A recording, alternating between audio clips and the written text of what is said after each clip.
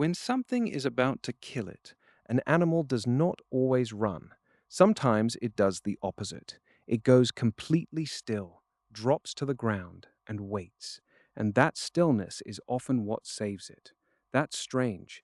Everything we know about survival says movement is safety. Run from danger, hide from danger, fight if you have to. But freezing? Becoming a target that cannot move, cannot escape, cannot defend itself? That seems like the opposite of survival. That seems like giving up. Yet animals do it all the time. A rabbit locked in a predator's gaze goes rigid. An opossum caught by a dog collapses like a puppet with cut strings. A human in a moment of extreme threat suddenly cannot move, cannot speak, locked in their own body. In all three cases, the animal or person is conscious, aware, but frozen. The question is not why they freeze. The question is why it works, and the answer lies in three pieces of research that reveal something profound about how survival actually works and what it means to be afraid. Let's start with the first one. Playing dead is a strategy and a last resort. That's a review by Humphreys and Ruxton, published in Behavioral Ecology and Sociobiology in 2018, and it defines something called tonic immobility. Tonic immobility is an unlearned, motionless state that a prey animal drops into on physical contact or very close proximity with a predator. It's not learned. The animal doesn't choose it. It just happens. And when it does, the animal goes still in a very specific way. The body becomes rigid. The breathing slows. The heart rate drops. The eyes hold open. The tongue hangs out. It looks like a corpse. It looks like death. This state can last seconds, it can last hours, and here's the key detail. It continues even after the predator releases its grip. The animal is caught, the predator lets go, but the body stays frozen. The animal is still playing dead. Now, here's what makes this important. This is not the same as freezing to avoid being noticed. That happens early. An animal sees danger, goes still so it won't be seen. That's a different mechanism. That's about stealth. Tonic immobility is the opposite. It happens late. It happens after hiding has failed. It happens after running has failed. It happens after the animal has already been caught. Tonic immobility is what's left when everything else is gone. It's the final option. The opossum does this so completely, rigid, drooling, releasing a smell of death, that we named the entire behavior after it. We call it playing possum. The name comes from the animal. That's how iconic this strategy is. But playing dead only works if there's a reason for it to work. And that brings us to the second piece of research. Why it works. Predators are wired against the dead. Many predators are hardwired to attack only live, moving prey, or to avoid still decomposing flesh that could carry toxins or parasites. A predator evolved to kill living things, a still thing, a thing that looks dead. That reads as a failed meal, maybe dangerous, not worth the effort. Tonic immobility exploits that. It's not the animal giving up. It's the animal making a last involuntary bet, a bet that total stillness will read as already dead and not worth eating. It's the prey animal using the predator's own hardwiring against it. But here's the detail that proves this is a strategy and not a shutdown. Animals in tonic immobility often stay conscious. They're not asleep, they're not unconscious, they're aware.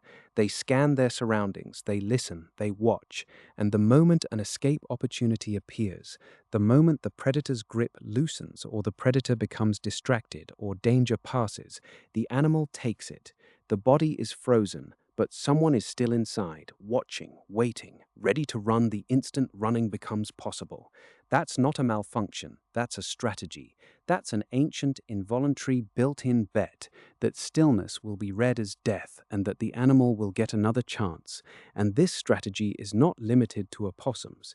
It's not limited to rabbits or birds or fish. There is a third piece of research that proves how far back this survival tool actually goes. The reversal, humans do it too. Scientists have only recently recognized that humans also experience tonic immobility under extreme, inescapable threat, most documented in cases of violent assault.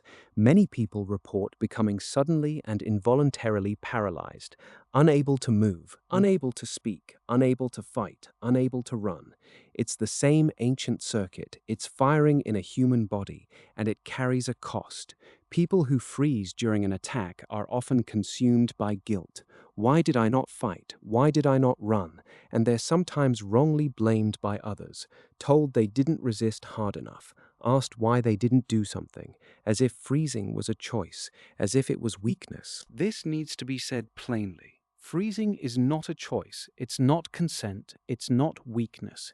It is an involuntary reflex, older than the human species. The body does it for you, not because of any failure in you. It's the same mechanism that saves the opossum, the same mechanism that saves the rabbit. It's a survival tool that has been passed down through every ancestor you've ever had. Every single one of them survived because their bodies knew when to stop moving. If you've experienced this or know someone who has, that silence and paralysis was not a personal failure. It was a survival reflex. Support exists for people affected by trauma. A professional can help you understand what your body did and why. But that paralysis was never your fault. And now, let's turn this around. Let's turn it onto you. You carry this reflex inside you right now. It's underneath your thoughts, it's underneath your decisions, it's in your nervous system, waiting for a signal it will almost certainly never receive. You might never need it. You might never experience that moment where your body goes still and survival takes over. But it's there. The same reflex that keeps the deer invisible to the wolf, the same reflex that makes the opossum look like carrion, the same reflex that locks a human body into stillness when everything else has failed. It is not weakness, it is inheritance. When you see an animal freeze in fear, you're not seeing cowardice, you're not seeing a malfunction. You're seeing one of the oldest survival strategies on Earth. And when you hear that freezing happens in humans too, when you hear that people sometimes cannot move or speak or fight, when you understand that as an involuntary reflex instead of a choice, instead of a failure, you might understand something about yourself, something older than thought, something that has kept your entire line alive. The deer, the opossum, and the human all carry the same tool. It's not weakness, it's the reason you're here.